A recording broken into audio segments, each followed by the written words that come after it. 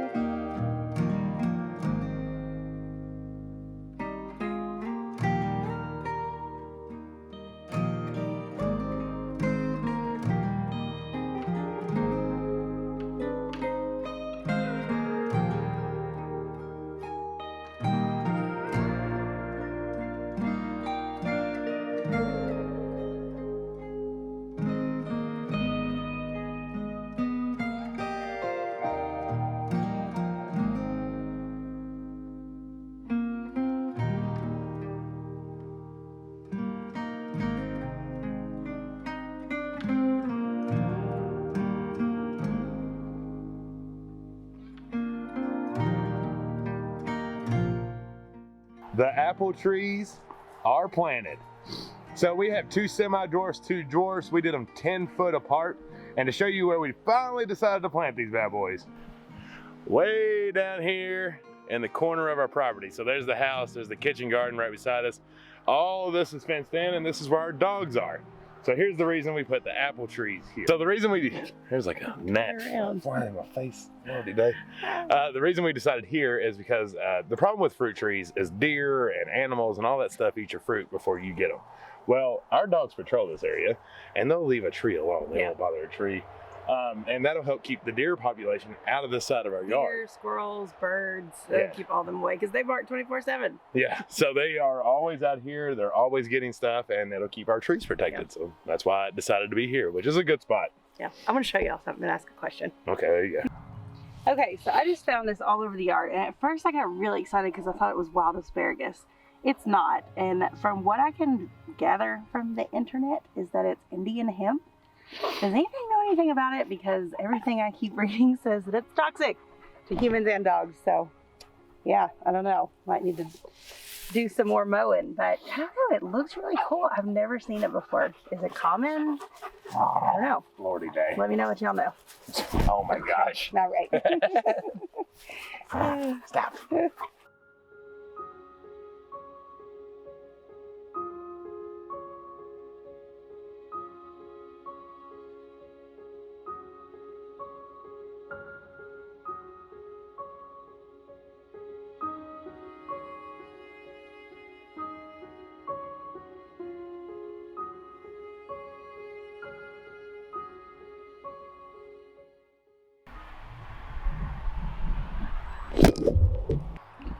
All right, y'all, it is the next day. So I think all of that footage was on Mother's Day that you saw. So we were on like some tight timelines. One, rain was coming. We had some storms coming, which is the reason that I wanted to get the fruit trees in the ground. They need a lot of water. And so if you're planting and you're expecting like a pretty dry time frame, you need to be able to hand water. Well, we have quite a bit of rain coming in. So I was like, man, it'd be perfect time to get these in the ground and help them with the transplanting. We also had a Mother's Day dinner, which was amazing. We went to a state park here, and all of the Kentucky state parks kind of had the same deal going on. And it was just a really nice full course, 3-course meal. appetizers, dinner, dessert. The mountains were beautiful. It was just a really good time, but we were rushing to get all that stuff done. So I think that like the last clip you all saw was actually this falling down when I was building that. So the remainder of this video is a garden tour. So we have done a lot over the weekend, and there's several things that you haven't even seen yet that we want to show you now because it's garden planting time. And it's time to show you. So you're gonna get quite a bit of me. Jen was on her foot quite a bit yesterday, and she's paying for it just a little bit today. As you all know, Jen injured her ankle. So she is resting, keeping it up, elevated, keeping her boot on, and just making sure that it's not swelling anymore and she's not making more damage to it. So sorry, you got me, but I promise it'll still be valuable. All right, so there's her kitchen garden. And then if you spin around, I built this bed over here against the fence. So what is in here, this is what you all saw me last do, is 2 blueberry bushes over 5 foot apart from one another. And then down here are 2 cherry bushes that were sent to us by a dear friend. They're also about 5, 6, maybe 7-ish foot apart. So yeah, those don't necessarily have to be in raised beds. No, they can grow on the ground. But y'all, I think we've all been there, especially you men. How many times you ran over something that you weren't supposed to with your lawnmower? Well, this kind of beats that purpose. Plus, it has really good soil that's in there and plenty of room to grow. So if you can throw them in a raised bed, it's definitely worth it. If not, no biggie. All right, then y'all get to see the new centerpiece for her kitchen garden. Our little stone raised bed with our comfrey in it. So that comfrey, it's been beaten down by the rain a little bit from its transplant, but it's fine. And it'll take over and completely fill that up, and it's gonna be beautiful there and give us all kinds of comfrey. So we actually plan on doing that kind of circle in each corner of her kitchen garden. We thought that would be really cool to have those as kind of like an herb bed or whatever. This is Jen's garden. She has told me that my hands are off. So whatever she wants to do with them, I'll just build them. All right, something new. So Jenn has planted all of her peppers in here in this raised bed. They mix from one habanero to gypsies to bells, bananas, jalapenos, and then the roulette heatless habanero. I think one thing that gets brought up to us so much, because we do a lot of tight raised bed gardening that we've done in the past, is, oh no, you planted a hot pepper by them sweet peppers. They're gonna cross-pollinate and you're gonna be screwed when you go eat what you think's a sweet pepper. Not true. So it makes sense, right? It makes sense that if they were that together, you have bees pollinating one or the other, that it would cause a sweet pepper to become hot, or vice versa. Well, that's not true. That is if you save the seeds that pepper creates the next season. You could have a cross-pollinated pepper. Now, I'm not gonna say never is never gonna happen. There's always that chance that I guess something could happen. However, that rule that you keep hearing is for saving those seeds and for the next year. That could be a cross-pollinated seed. So the next year you might have, say, a habanero mixed with a jalapeno or a habanero mixed with a banana. I mean, that's definitely a possibility, but not for the first season of those plants.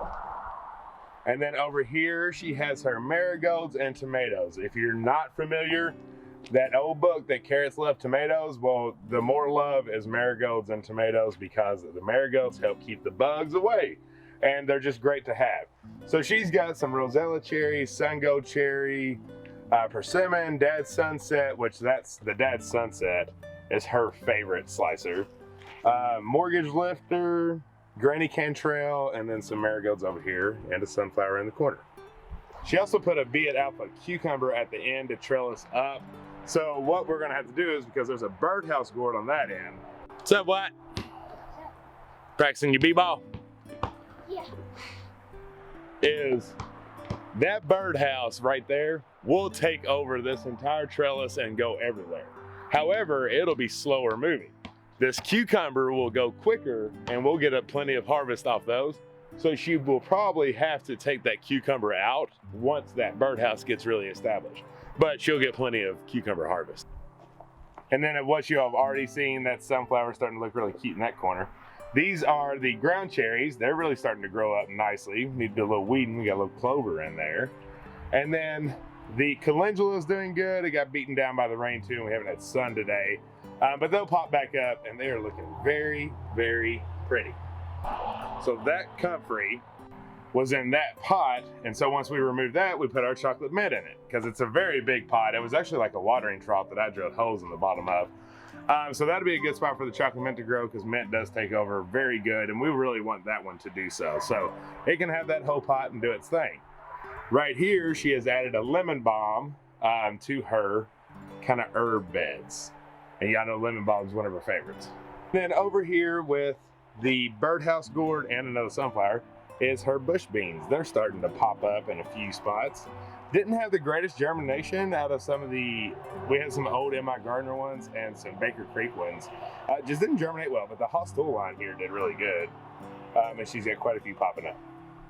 And over there, because I don't feel like going in and fighting with the dogs, are the apple trees. And so far for day one, no big transplant shock whatsoever, got good rain. And they're looking really healthy. I don't know if we said it on the video or not, but we got 2 Granny Smiths and 2 Fujis. And there's a reason we got those. Well, 2 reasons. One, they're our favorite apples. Raylan loves Granny Smith, Wyatt loves Fuji, and Jen can make pies out of both of them. Reason number 2, they pollinate each other. So that's a fun fact about apples. Some are self-pollinating.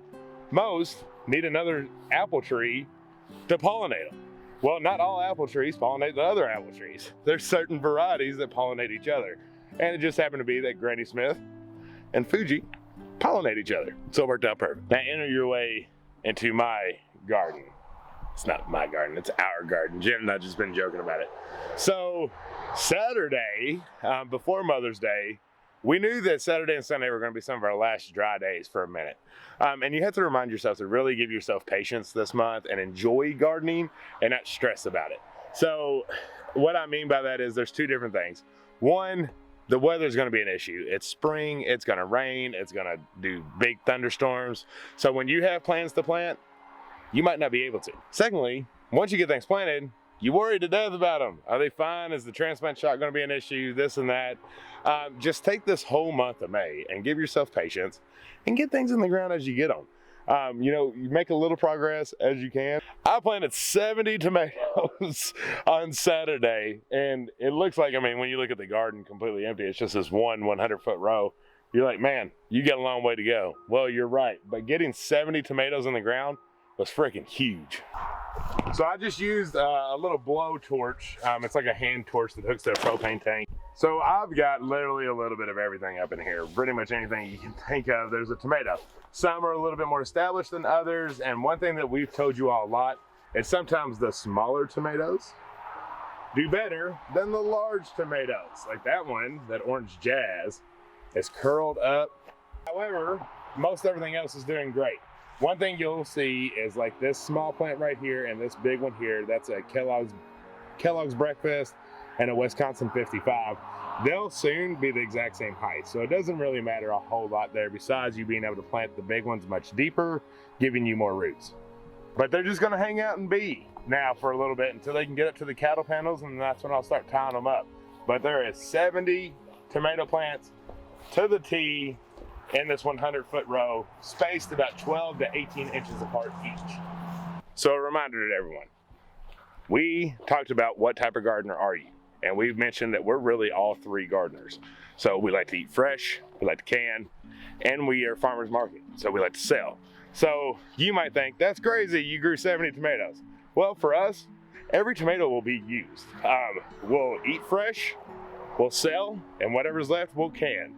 So there won't be a tomato that goes to waste, and we're gonna be doing several rows like that with bush beans, with corn, with melons, with peppers, all that good stuff. Hit me.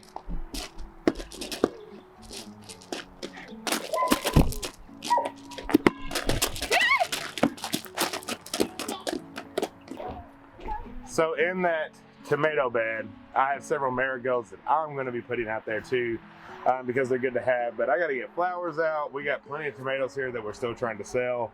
And then this greenhouse is starting to look really, really empty. So as you can see, the shells are starting to get bare. However, this is not. So our Joy Choy is gone to seed. It's done for. Our cabbage is having beautiful heads, but the biggest thing I want to show you in here, because I don't want to hang you on too long, is we get to harvest.